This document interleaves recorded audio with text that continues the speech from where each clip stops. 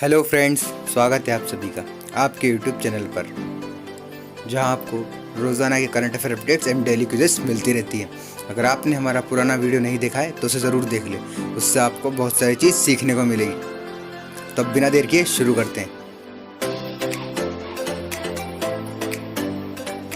आज के वीडियो में हम बात करेंगे फ्रांस की क्रांति की, या हम ये भी कह सकते हैं कि हम आज यूरोप में राष्ट्रवाद की बात करेंगे कि कैसे यूरोप के देशों में राष्ट्रवाद आया। ये हमारा पार्ट 2 है। उम्मीद है आपने पार्ट 1 देखा ही होगा, वरना मैं डिस्क्रिप्शन में उसकी लिंक दे दूंगा जहां से आप उसे देख सकते हैं। हमने पार्ट 1 में डिस्कशन किया था कि कैसे फ्रांस में राजाओं का शासन शुरू हुआ, फ्रांस में सबसे पहले कौन रहते थे, एवं कैसे लुई 14वां की गलतियों के कारण लुई 16वें को परेशानियां उठानी पड़ी।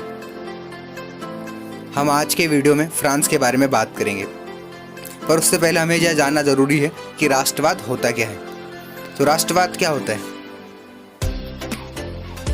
राष्ट्रवाद राष्ट्रीय चेतना का उदय हो, चाहे वो आर्थिक हो, सामाजिक हो, राजनीतिक हो या फिर सांस्कृतिक एकीकरण का आभास हो, उसे राष्ट्रवाद कहते हैं। आज के वीडियो में हम बात करेंगे फ्रांस की क्रांति की, और फ्रांस की क्रांति में हम निम्न पॉइंट को जानेंगे। तो हमारा पहला पॉइंट है कि फ्रांस की क्रांति क्यों हुई, हमारा दूसरा पॉइंट है कब हुई थी, एंड हमारा लास्ट तीसरा पॉइंट है फ्रांस की क्रांति के बाद क्या बदलाव आए। हम इस वीडियो में एक दूसरे पॉइंट की बात करेंगे, फ्रांस की क्रांति के बाद क्या हुआ। इसमें हम नेपोलियन के बारे में जानेंगे, एंड हमारा सेकंड पॉइंट है नेपोलियन की संहिता, एंड हमारा लास्ट थर्ड पॉइंट है नेपोलियन की हार कैसे हुई। तो वेलकम फ्रेंड्स, अब बिना देर किए हम शुरू करते हैं हमारा आज का वीडियो। अब बिना देर किए करते हैं हमारे फर्स्ट पॉइंट की, फ्रांस की क्रांति के बारे में। तो क्यों हुई थी फ्रांस की क्रांति? लुई 16वें के काल में बेरोजगारी, आर्थिक मंदी एवं अन्य परेशानियों के कारण हुई थी। इसमें एक कारण और है कि कर बढ़ा दिए गए थे। अब बात करते हैं हम कि फ्रांस क्रांति कब हुई थी। तो फ्रांस की क्रांति सन 1789 में हुई थी। अब हम बात करेंगे कि फ्रांस की क्रांति के बाद क्या क्या बदलाव आए।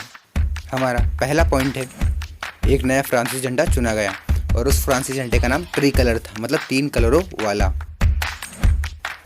हमारा सेकंड पॉइंट है स्टेट जनरल का नाम बदलकर नेशनल असेंबली रख दिया गया। हमारा थर्ड पॉइंट है नेशनल असेंबली का चुनाव सक्रिय नागरिकों द्वारा किया जाने लगा। हमारा फोर्थ पॉइंट है सबके लिए एक समान व्यवस्था लागू की गई, चाहे वह व्यवस्था धार्मिक, जाति या फिर नापतोल की ही व्यवस्था क्यों ना हो। हमारा फिफ्थ पॉइंट है आयात एवं निर्यात कर हटा दिए गए, जिसके कारण व्यापार में बहुत फायदा हुआ। हमारा सिक्स्थ पॉइंट है फ्रेंच को राष्ट्रीय भाषा बना दिया गया। हमारे सारे पॉइंट बहुत महत्वपूर्ण हैं, इन सबको याद रखना बहुत ज़रूरी है। तब बिना देर किए आगे बढ़ते हैं। अब हम बात करेंगे फ्रांस की क्रांति के बाद क्या हुआ। तो इसमें हम सबसे पहले बात करेंगे नेपोलियन के बारे में। नेपोलियन का पूरा नाम नेपोलियन दी बोनापार्ट था। नेपोलियन किस घराने के थे? नेपोलियन बोनापार्ट कुल के थे। नेपोलियन के पिता का नाम था कार्लो बोनापार्ट। उनकी माता का नाम था लेटिजिए रोमोलिनो। अब बात करते हैं वो किस धर्म के थे। वो रोमन कैथोलिक धर्म के थे। उनका जन्म 15 अगस्त 1769 में हुआ एवं मृत्यु 5 मई 1821 में हुई। अब हम बात करेंगे नेपोलियन कैसे शासक बना। फ्रांस की क्रांति में नेपोलियन सेनापति के रूप में नियुक्त था। 11 नवंबर 1799 से 18 मई 1804 तक नेपोलियन प्रथम कांसल के रूप में शासक रहा। फिर उसके बाद नेपोलियन 18 मई 1804 से 22 जून 1815 तक नेपोलियन के नाम से सम्राट रहा। नेपोलियन की संहिता के बारे में बात करेंगे, जो 1804 में लागू की गई थी। तब बात करते हैं नेपोलियन की संहिता के बारे में। उसमें निम्न नियम थे। पहला नियम यह था विशेष अधिकारों की समाप्ति। दूसरा नियम यह था कानूनों के समक्ष सब बराबर हैं, चाहे वह फर्स्ट स्टेट का हो, सेकंड स्टेट का हो या फिर थर्ड स्टेट का हो। और थर्ड है संपत्ति का अधिकार, सबकी संपत्ति सुरक्षित है, सबको संपत्ति का अधिकार है। और हमारा फोर्थ पॉइंट है प्रशासनिक विभाजन को सरल बनाया। उसने राजा मंत्री वाला प्रशासनिक विभाजन सरल बनाया। उसके अलावा हमारा फिफ्थ पॉइंट है भूदासता से मुक्ति। उसने किसानों को भूदासता से मुक्ति दिलाई। हमारा सिक्स्थ पॉइंट है संघों का नियंत्रण हटा दिया गया। जितने भी संघ थे शहरी क्षेत्रों में उन्हें हटा दिया गया। अब हमारा 7वां पॉइंट है यातायातों में सुधार। उसने रोड बनवाए, उसने यातायातों में बहुत सारे सुधार किए। एंड हमारा लास्ट 8वां पॉइंट है मानक भार तथा नाप और एक राष्ट्रीय मुद्रा। इससे क्या होगा? इससे यह होगा कि व्यापार में बहुत फायदा होगा। अब हम बात करेंगे नेपोलियन की हार की, कि नेपोलियन क्या अच्छा शासक था या बुरा शासक था। नेपोलियन संहिता लगाकर लोगों के लिए बहुत फ़ायदा किया। इसके कारण लोगों को नेपोलियन एक देवता के समान लगे। पर बाद में जब नेपोलियन ने कर बढ़ा दिए एवं लोगों को ज़बरदस्ती सेना में भर्ती करने लगा तो वह लोगों को बुरे दूध की तरह लगा। परंतु नेपोलियन के सैनिक नेपोलियन को बहुत महान मानते थे।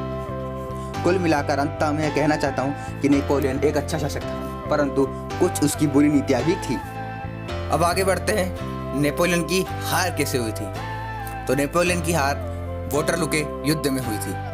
आप सभी को वाटरलू के युद्ध की तारीख तो पता ही होगी, नहीं पता है तो मैं बता देता हूँ, 18 जून 1815। आपको ये तो पता ही होगा कि उसे किसने हराया था। उसे ब्रिटेन ने या फिर कहें मित्र राष्ट्रों ने हराया था। इस युद्ध में हार के बाद नेपोलियन ने आत्मसमर्पण कर दिया। फिर मित्र राष्ट्रों ने उसे सेंट हेलेना पर कैदी के रूप में भेज दिया, जहां उसकी 52 वर्ष की आयु में मृत्यु हो गई। मतलब सन 1821 में नेपोलियन की मृत्यु हो गई। तो बिना देर किए आगे बढ़ते हैं। आज के वीडियो में हमने पढ़ा, पहले हमने राष्ट्रवाद के बारे में पढ़ा कि राष्ट्रवाद होता क्या है। फिर दूसरा हमने फ्रांस की क्रांति के बारे में पढ़ा कि फ्रांस की क्रांति के बाद क्या क्या बदलाव आए। और हमने तीसरा नेपोलियन के बारे में पढ़ा। उम्मीद है आपको सब कुछ समझ में आया होगा। हम अगले वीडियो में निम्न चीज पढ़ेंगे। तो हम पहले फ्रांस एक राष्ट्र कैसे बना इसके बारे में पढ़ेंगे, एवं फ्रांस को एक राष्ट्र बनाने में महत्वपूर्ण भूमिका निभाने वाले व्यक्तियों के बारे में पढ़ेंगे। हम जर्मनी के एकीकरण के बारे में पढ़ेंगे एवं यूनान के भी एकीकरण के बारे में पढ़ेंगे। उम्मीद है आपको ये वीडियो पसंद आया होगा और आप अगली वीडियो का वेट जरूर करेंगे। हमने आपके लिए टेलीग्राम ग्रुप बनाया है एवं एक व्हाट्सएप ग्रुप भी बनाया है, जिसकी लिंक आपको डिस्क्रिप्शन में मिल जाएगी, जहां आपको रोजाना के करंट अफेयर नोट्स एवं डेली क्विज़ेस मिलती रहेंगी। तो उम्मीद है आप ज्वाइन जरूर करेंगे।